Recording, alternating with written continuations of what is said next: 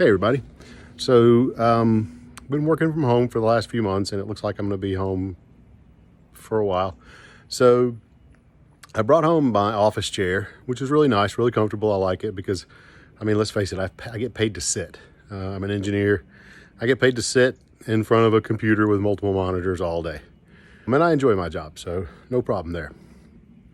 But the problem is the cylinder, which allows you to raise and lower your chair by pulling the lever, that thing has slowly inched its way down through the base to where it was like this far off the ground. And now when I sit on it, especially outside, I'm sitting working on my screened-in porch, and we've got a real shallow rug there. But it was about this far, and now it's actually riding on the rug, and it's starting to aggravate it and tear it up. So I've been trying to just pull the thing out, and I was going to put some kind of maybe tin foil around the thing and put it back inside the base, but I can't get the stupid thing out. So I have tried all kinds of things, beating on it with a mallet and all sorts of things like that. So what I've done is I've removed it from the chair, and now I've got it out on concrete, and I'm about to put it up on a block where just the center of it, just the piston itself, is hitting the block. And then just spray some PB Blaster, WD-40 on it, try and loosen it up, and then hopefully just some good old-fashioned elbow grease and just pounding on it is going to get it loosened up so that I can put something thin in there to give it a little extra gription and space so that it goes back a little bit above the ground. So here goes. If you can't tell, it's definitely fall. And as you can see, it doesn't look too bad from right here, but that's what I'm talking about. That is very low, and when you put weight on it and actually sit on it, it gets lower as the chair legs flex just a little bit.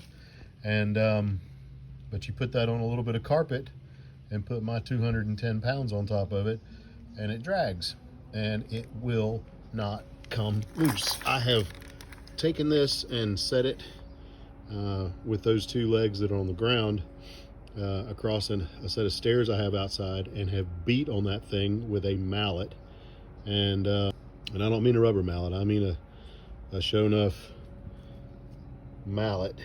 It's actually got some sand inside of it to help give some extra inertia, but it just won't budge. So I'm going to try it from the other side. Like I said, I'm going to put a little PB Blaster around the base, the shaft there, and from the top and the bottom. Let it sit a few minutes, and then I'm going to take this and set it like this, and then I'll be able to, as you can see, I've taken the back off of it so that I can get easier access to it, and I'm just going to start beating on it until I try and finally hopefully get it loose. So I'm going to start out with some PB Blaster. If you're not familiar with it, PB Blaster. This is a true penetrating fluid. WD-40 is a lubricant, but it's not really a penetrating fluid. It does some of that, but this is the stuff you want to use when you're trying to free a seized bolt or something like that. And you can see I've already beat the crap out of this thing, and I may ruin the piston, which if I do, I'll just get a new one. I don't care. I have to get it out of this base before I can do anything though. PB Blaster right in here. And I'm just going to turn it around,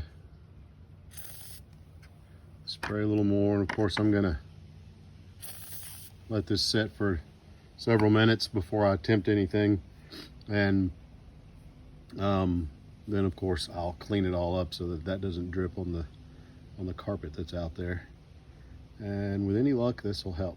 But before I start pounding on it, I'm going to let this sit for 10-15 minutes, and then I'm going to turn it over, and I'm going to spray from the other side, from this side as well. And I won't make you sit here and watch this for a half hour, so we'll be back.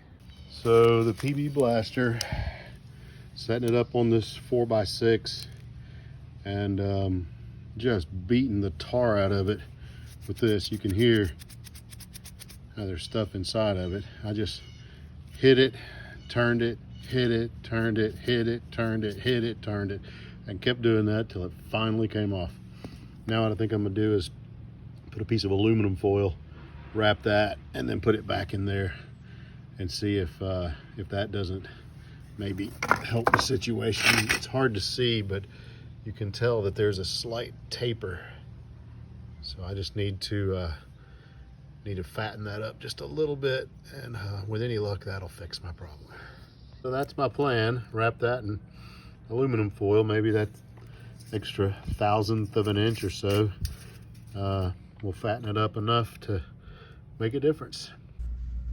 Well, at the end of the day, that did not fix my problem. The thing still went too far down and it was causing a problem.